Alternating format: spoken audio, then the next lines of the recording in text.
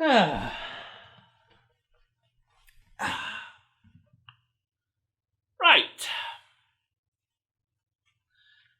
Shall we begin again?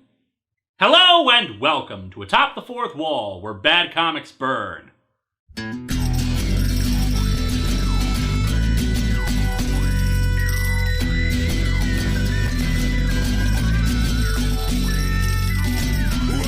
to Atop the Fourth Wall, where bad comics burn. Linkara's gonna teach you all a lesson you won't learn. Brodsky, you're not the smartest. Life out, you're not an artist. Anyone who's had a bad comic published, it could be your turn. Linkara, he's a man punch, wears a party hat. Linkara, he has a magic gun. Where'd he purchase that? Linkara, coins, robots, Amazons and trucks. Linkara, this comic sucks. Linkara.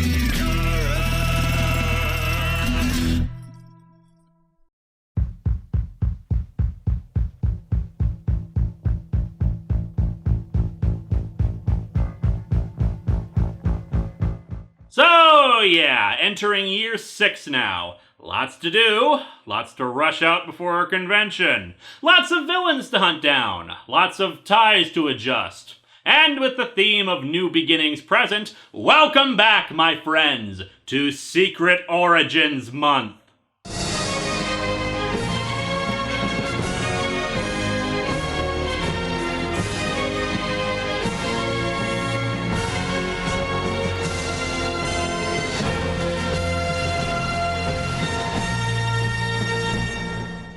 And what better place to begin anew than the very start of the Silver Age and the rebirth of the Flash?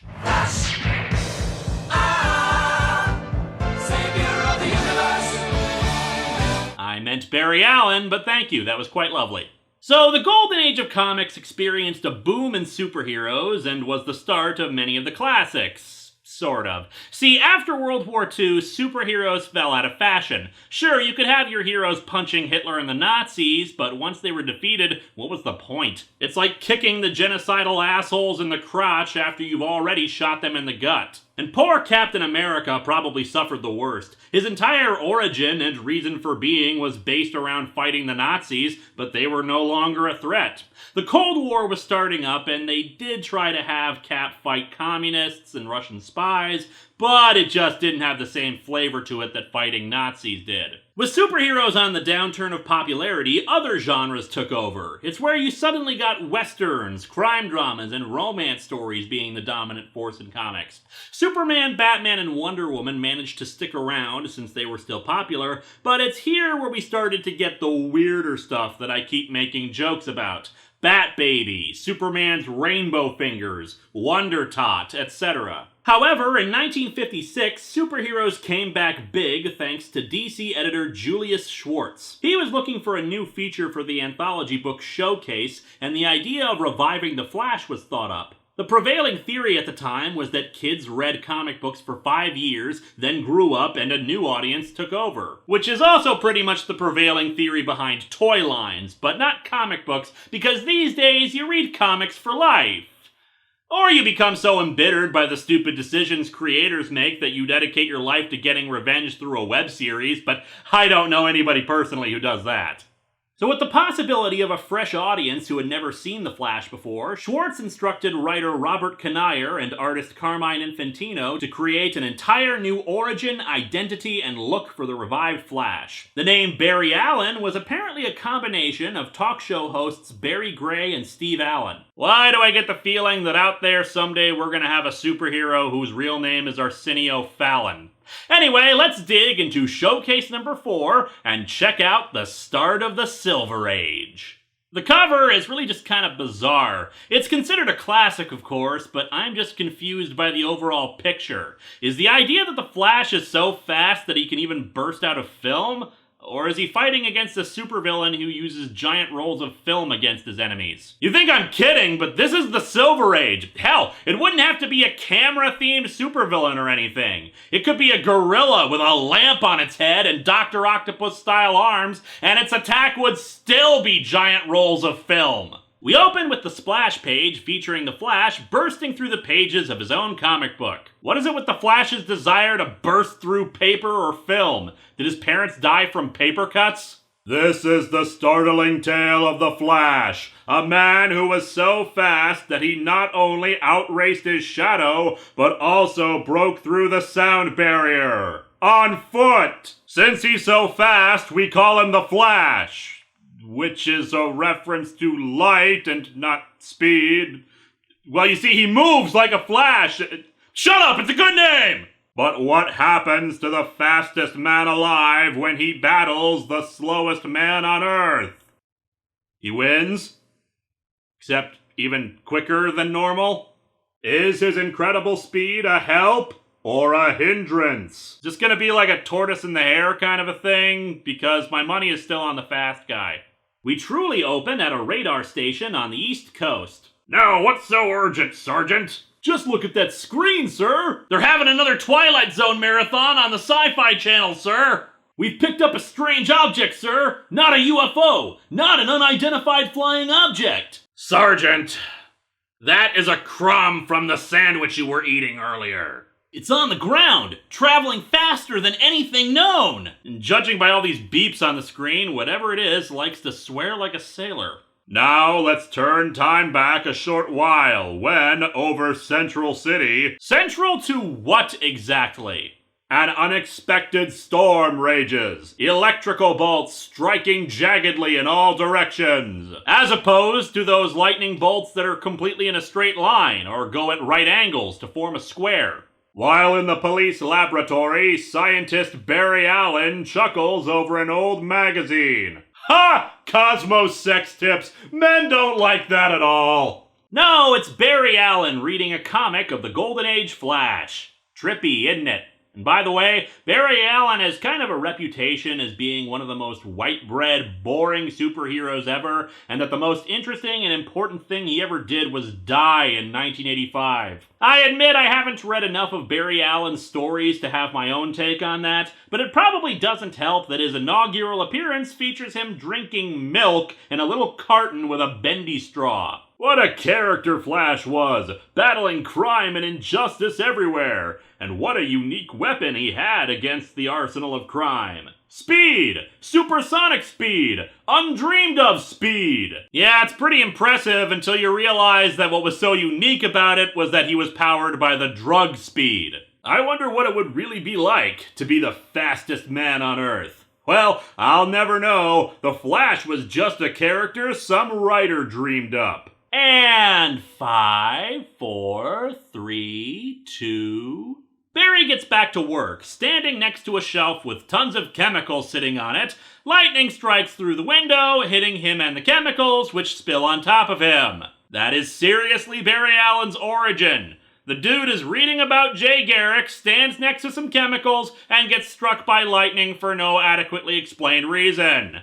Consider that Jay Garrick's powers happened because he was kind of clumsy. Sure, neither is imaginative, but at least with Jay it was a freak accident. This origin is 1,000,000 times more unlikely because of how many random circumstances this involves. The best part though? Wally West, aka Kid Flash, aka the Flash after Barry died, aka the guy DC Comics seems to hate right now, got his speed powers exactly the same way as Barry. It's even the same shelf of chemicals in the same laboratory. Obviously not the same bolt of lightning, but it is another bolt of lightning! You know, at least Captain Flash, whose story you can find on the Atop the Fourth Wall DVD, was trying to save other people when he stumbled on his superpowers. What is it with the Flashes getting powers in ridiculous ways? Lightning certainly is unpredictable. You know, I think if I was struck by lightning and had a dozen different chemicals spilled on me, I'd have a bit more of a reaction than...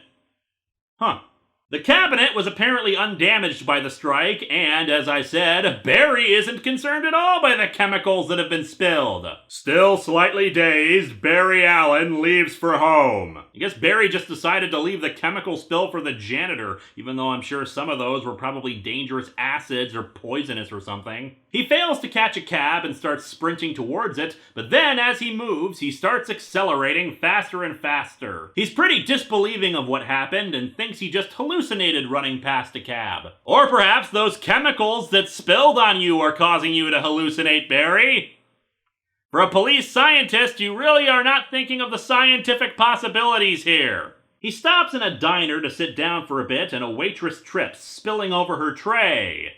Except Barry suddenly is moving so fast that he's able to put all the food back onto the tray without any problem. The waitress thinks she just hallucinated that as well and walks off. That lightning bolt tossed me around like a salad in a dressing of chemicals. Do you usually eat your salads after they've been doused in random chemicals? Or perhaps this is all because of the coffee in the diner. Barry does seem to be staring very intently into that cup. The next morning, he writes off the taxicab just being stopped, and that he only thought the food was falling, and he just put his hand up to stop it from doing so. After work, he goes to meet his girlfriend Iris for a date, but the acceleration happens again as he spots a bullet flying through the air right at Iris's head. He pushes her out of the way of the bullet, and a policeman runs up to see if they're okay. "Glad you folks weren't hurt. That stray was fired by the Turtle Man, making a getaway. Damn those Teenage Mutant Ninja Turtles! Ever since they discovered they could use guns, they've become villains, firing bullets wildly into the air!" The Turtle Man? That's the criminal called the slowest man on Earth. Then why are you having such problems catching him?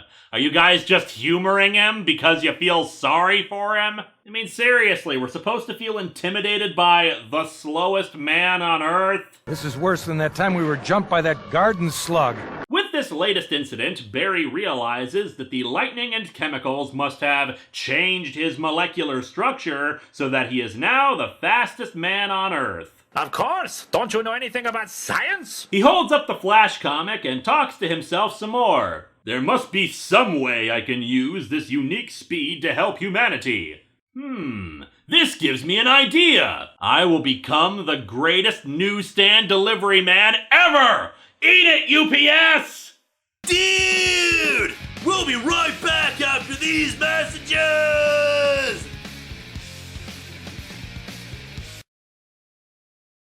What you see is what you get. And what you see is more of the show because we are back! Sometime later, he's hooked up a system to the lab that alerts him to crimes in progress. Because I guess it's fine for Barry to stop in the middle of experiments and lab work if a crime is being reported to the actual police. I mean, I know he's a superhero and all, but I'm guessing he's holding this beaker here full of science for a reason. Unless it's actually Mountain Dew and he just ran out of cups. He's also already put together his uniform, which is inside of this little ring. He presses on the ring and it shoots out. It works! The chemical solution is swelling the costume to life size, just like the rubber rafts tossed out by Navy planes when crash landing. The hard part is getting the costume back into it. His fantastic speed enables the world's fastest man to race straight down the outside of the building. I'm going so fast, gravity has no effect on me. Ha ha ha ha ha. That's not how that works. And thus, as the costumed scientist hurtles along the street, he cracks through the sound barrier and is picked up by the radar station. If he's breaking the sound barrier on the street like that, why isn't there a lot more damage to that street? The Flash arrives at the bank to find everybody with their hands up, but no criminals seem to be around. He thinks they're in the bank vault, but no one is in there, and all the money seems to still be there too. Man, the Flash is so fast that he arrived before the bank robbery actually happened. Questioning of the hold-up victims reveals the identity of the criminal, the Turtle Man. So this is the first time the Flash has gone out into the public before. Nobody was confused about the man in the skin-tight bodysuit asking them questions. For hours, the scientist paces the streets. Wasn't Barry at work when he heard the signal? Isn't anybody wondering why he left early? Now, why should the turtle, the slowest man on Earth, go to all the trouble of attempting a holdup and then stop before completing it? Of course! That's it! Why didn't I think of it before? The turtle is terrible at being a criminal! It's so simple! The reason why the slowest man on Earth... Hey, is the turtle the slowest man on Earth? I can't tell yet. Perhaps we should say he is about 50 more times. Maybe then the reader will understand it. The reason why the slowest man on Earth didn't complete the crime was that he was doing it in 2 stages. The second, after everyone was off guard. Weren't they already off guard by the holdup? Wouldn't completing the crime later mean that they were on guard? He spots a shadow that he thinks is the turtle, but when he runs towards it, he discovers it's just a painted silhouette. And runs right into the wall. Okay, 1, he was running at the shadow to begin with, instead of where the shadow was being projected from. 2, he was running so fast that he couldn't stop himself from colliding into a brick wall. What the hell was his plan if that had been the turtle? To tackle him into the bricks? So great is the human whirlwind speed, he bores through the solid brick wall like a gigantic drill. This is the drill that shall pierce the heavens, the brick wall. He doesn't know I anticipated his return after I saw him enter the vault where I was hiding. So plan A was to paint a silhouette of yourself on a wall in the vain hope that your opponent was so stupid that he just collide into said wall. I'd call you an idiot, but this plan actually worked, so I guess there's egg on my face. Also, the turtle wears a turtleneck sweater.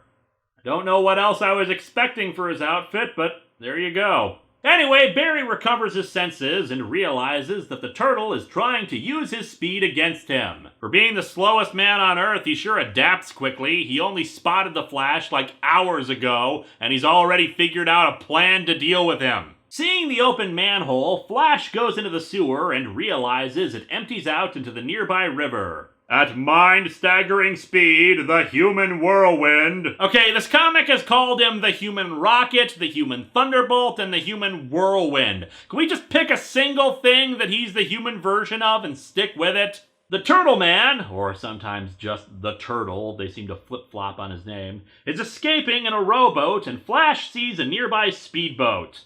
I guess the key was left in the ignition since Flash goes over to start it, but it's been sabotaged by the turtle, so it starts to sink instead. Fortunately, the Flash is, well, the Flash, and just runs at super speed on the water towards him.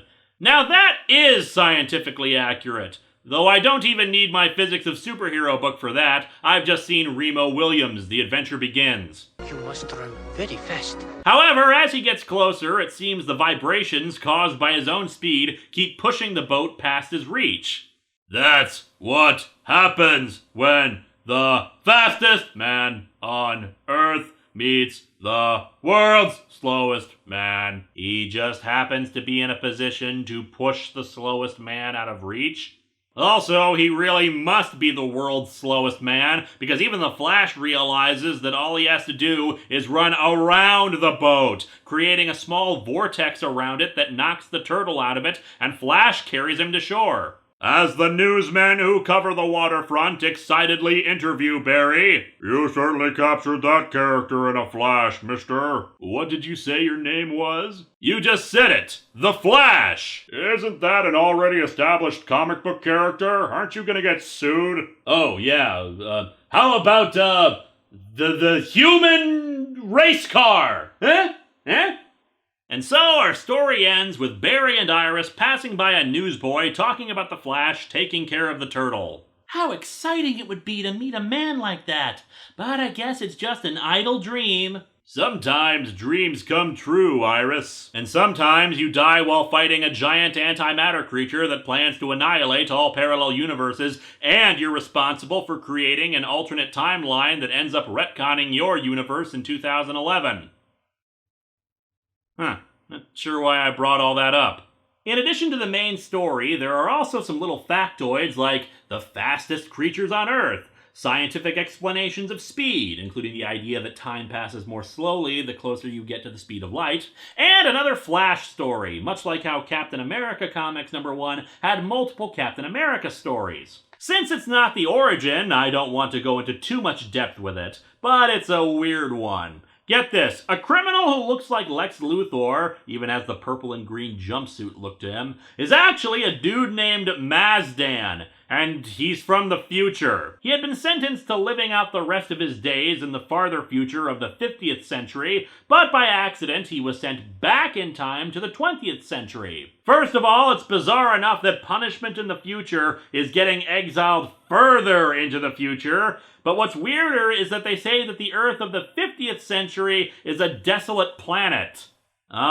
Shouldn't you guys be working on making sure the planet doesn't become desolate in the 50th century instead of leaving your criminals there? The future is dumb. In the 20th century, he uses his magnetic rod to steal random objects so he can build a new time capsule to send himself back to his own time and get revenge. And already this guy has a more logical time travel related plan than Harvest.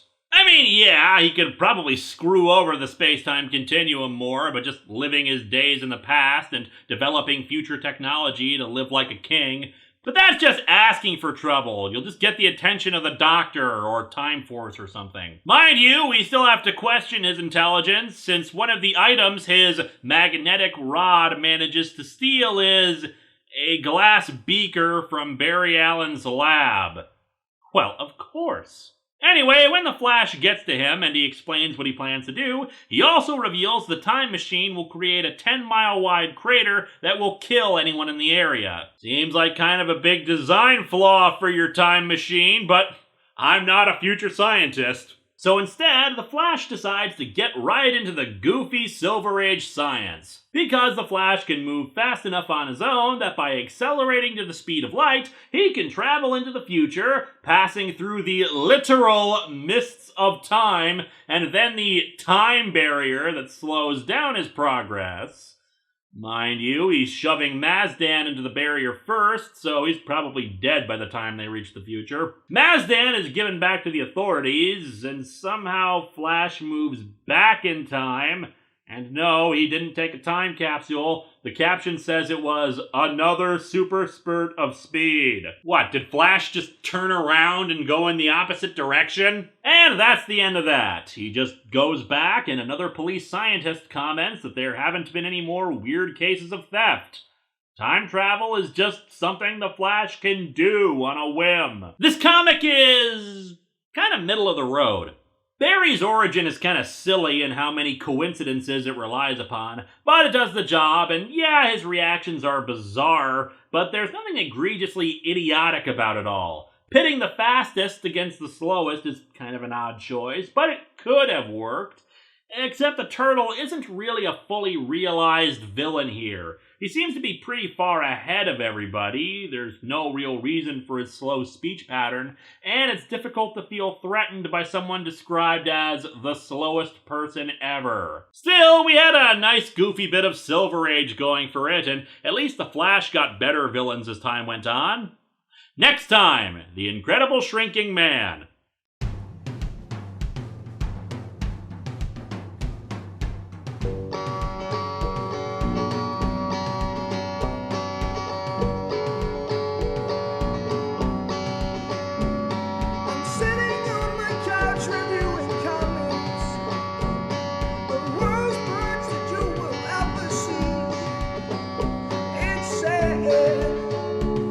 That comic books are bookies.